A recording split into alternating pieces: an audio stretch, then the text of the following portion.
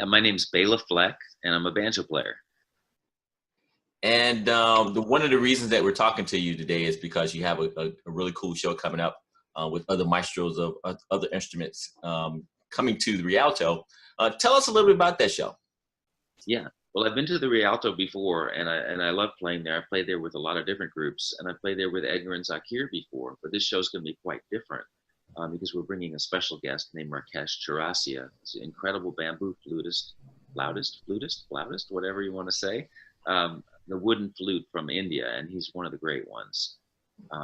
His uncle is Hari Prasad, who's historically one of the great flutists of all time in Indian music.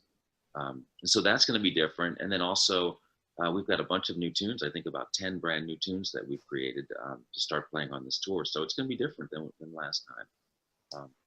Wow, that's pretty cool. Yeah, it's going to be, we're really excited about it. We just had a big rehearsal here in town in Nashville to get prepared for it. And typically when you get back and put an old group back together, you get together a couple of days before the show, you learn the tunes you did last time, and you take it from there. And on tour, you might feather a couple of new things in. But this time, we just really wanted to change it up because we felt that this group had a lot more potential and that we hadn't really given at the time compositionally. We got together to create a concerto for banjo, bass, and tabla, and so it was a strange way to get together. We really didn't start playing till after we had written this concerto. We didn't start improvising together and exploring. So and it also was an album, so half of the record was already the concerto. We only needed to write half of a record, and then when we went out on tour, we kind of played those 5 or 6 songs that we'd written, and then a bunch of old tunes that we all had brought. So we really felt like we hadn't explored the possibilities of this very unique grouping of people. But back to the guys. Zakir is the greatest tabla player of all time. Maybe he would argue with me, but I think when you think about all of the things he does, from his, being the top level Indian tabla player for Indian classical music of his day, to all of the interactions he's done with so many different kinds of musicians, he's truly one of the great musicians I've ever worked with. And he has that effortless mastery that we all dream of, where it almost seems like he's operating at about 40% of his ability at all times. It's so easy for him. It really pisses me off because I have to work at it. Edgar is also one of the most amazing musicians I've ever met, and I've known him for a long time. I first met him in about 83 or somewhere around that, 1983, and he's a bass player who grew up in Knoxville, Tennessee. But was really deeply into classical music and jazz and the things that his father, who's also was a great bass player, and other bass players are in his family as well. But he had that wide view of the bass, that it was for lots of different kinds of music. But a little later on, he got interested in this new music that people like David Grisman were doing, people like I was doing, Sam Bush, Jerry Douglas, the sort of new bluegrass. He saw some potential there both for his writing and for his playing, and a unique place to put his abilities. And he plays the bass at the level you would expect a cellist or a violinist to play. He plays all the way up the top of the neck, fluidly, beautifully, but he also has this very funky feel. He loves Stevie Wonder. He loves things that make you want to move, and there's nobody like him. He's just one of those amazing musicians. I'm very fortunate to play with both of them, and I'm also very, very fortunate to play with Rakesh, who brings this beauty and lyricism. And the bamboo flute is a very rich sounding flute. It's not a high, shrill kind of thing. It's a throaty, rich, beautiful wooden sound, and it blends with the bass like two voices when Edgar starts to go up the neck. So we're really looking forward to seeing what those two guys are going to be able to do together in a lyrical way, and then we're going to rock it. We're going to rock it hard on with some heavy rhythmic stuff and virtuosic jamming kind of stuff, but also a lot of composition. So hopefully the music's going to cover a lot of ground. From funky moving, making you want to move, to engaging your brain and hopefully your heart too, with some really beautiful stuff. That's the goal, and I think that's what we're going. Oh, that's pretty cool. That's really cool. You're kind of amazing in the sense that every time I've seen you come through Atlanta, you always kind of come as a different element. You're always bringing some new element to your show.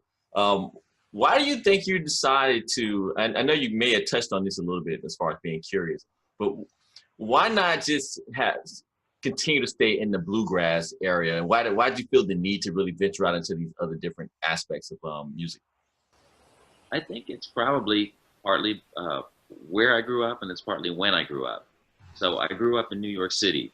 So I didn't grow up on a cabin home on a hill. So it wouldn't be totally honest for me. It would kind of be like appropriating someone else's world to make believe I was a bluegrass musician and play hardcore traditional bluegrass. Not that it wouldn't be okay if I had committed to that, but I also grew up in a time, the '60s. When I was a kid, the Beatles were out. You could hear Ravi Shankar, you could hear Led Zeppelin, you could hear Miles Davis, and it was all in the media. It wasn't something you had to go search for on the internet.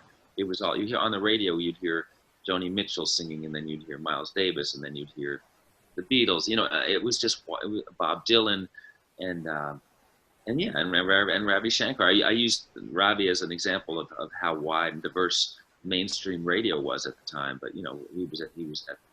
Ravi Shankar was at Monterey Pop. He performed on rock festivals with Zakir's father, Ala Raka, the great tabla master that taught Zakir how to play. So, when you grow up in that, you're curious. You want to play the stuff you're hearing around you, and that's the same thing I think for Earl Scruggs, who started this three-finger style, or I would say he's the guy who really developed this language for three-finger style. Some people argue about who actually was the first person who did three fingers in a row on the five-string banjo, but he grew up pushing the boundaries for what was around him, where he grew up, and coming up with something quite unique. I think that's what you're supposed to do. And I think Zakir is the same. He grew up firmly in an Indian world, and he came outside of it and looked out and saw a big world that he was fascinated by and found a way to interact with it. And I think Edgar has done the same. So I think that those are the kind of people I find very interesting, because I guess we're kind of like minds. You kind of mentioned that as you were growing up, you had influence of a lot of different elements going on socially and from the musical perspective. Now, what kind of drew you to the banjo? I mean, at that time you mentioned the Beatles and rock and roll, so we're talking about electric guitar, we're talking drums, we're talking Hendrix. Why the banjo at that time? Well done. You see, you've always got to figure out the right question in life. That's before you can get the right answer. But yeah, that is the weirdest thing about my whole trip, is that why do I play the banjo in the first place? I grew up in Manhattan. My grandparents were in Queens. There was no country, there wasn't even any Scottish or Irish or English in my family. It was nothing like that. Eastern European. So it was just a sound that reached out and grabbed me. And I know a lot of people who've had this experience. Most of the great banjo players that I know of my generation and before had this experience where they heard Earl Scruggs play, and all of a sudden it was like the lights turned on, and they heard the thing that they needed to hear. They've been waiting for their whole lives. And I think that's what it was like for me. I had that experience with the silliest thing. It was the Beverly Hillbillies theme. And now sometimes I have to explain what that is to a lot of the younger folks. They don't know what that show was, but it was a mainstream television show. It was a sitcom, but Flatt and Scruggs, which is Lester Flatt and Earl Scruggs' band, was invited to do the soundtrack for it, the opening theme, basically. And so when that show started, they didn't even let Lester Flatt sing it. They got a Hollywood singer in there because they couldn't understand Lester's accent singing, but it's Earl Scruggs playing at his peak. And it's galvanizing for banjo players to hear the way this guy played. And not just banjo players that already are banjo players, but banjo players who are going to be banjo players, that don't know they're going to be banjo players. When they hear Earl Scruggs for the first time, it's like, whoa, what just happened? Everything just shakes and the world changes, and then all of a sudden you go looking, you try to go find a banjo. People just pull over their cars the first time they hear it. It's just one of these things. And for a lot of people that play other instruments, that there are usually people that have that power with other instruments. But you have to be like, I think I'm a banjo person. I'm banjo people, and so I needed to be activated by Earl Scruggs to find my path. Mm-hmm. I'd be curious what Zakir would think about that. I'm sure he would have an Indian take on it and a similar explanation of it in terms of Indian classical music and the people that light the switch or light the fire for people in that world.